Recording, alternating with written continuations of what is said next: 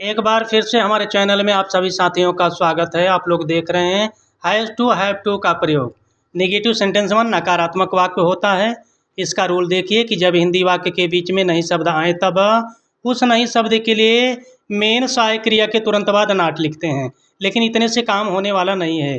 जब तक संकेत नहीं देखेंगे तो आप लोग संतुष्ट नहीं हो पाएंगे। चलिए पहला संकेत देखिए कि नेगेटिव सेंटेंस में डज नॉट हैव टू तथा डू नॉट हैव टू का प्रयोग किया जाता है। दूसरा संकेत ही सी इट या किसी का नाम एक वचनकर्ता के साथ डज नॉट तथा आई वी यू दे बहुवचनकर्ता के साथ डू नॉट का प्रयोग करते हैं। तीसरा संकेत नेगेटिव सेंटेंस में हैज नॉट टू या हैव नॉट टू का प्रयोग नहीं करते हैं।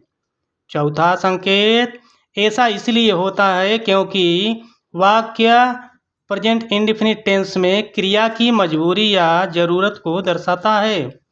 पांचवा निर्देश, इसका मुख्य कारण यह है कि हैज या हैव यहाँ मेन वर्ब माने मुख्य क्रिया के रूप में कार्य करते हैं, इसलिए डज या डू की आवश्यकता होती है। अगला संकेत डज नॉट को डजंट और डू नॉट को डोंट में भी लिख सकते हैं। चलिए सूत्र देखिए कि सबसे पहले सब्जेक्ट लिखेंगे, इसके बाद डज या डू, फिर नॉट, फिर हैव टू, इसके बाद वर्ब की फर्स्ट फॉर्म, फिर ऑब्जेक्ट। मुझे पोछा नहीं लगाना पड़ता है, मुझे कर्ता के रूप में, इसके बाद पोछा लगाना क्रिया के रूप में, कर्म नहीं है।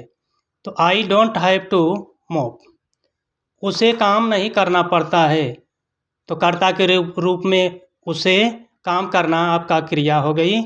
तो लिखिए he doesn't have to work, हमें इंतज़ार नहीं करना है, तो we don't have to wait.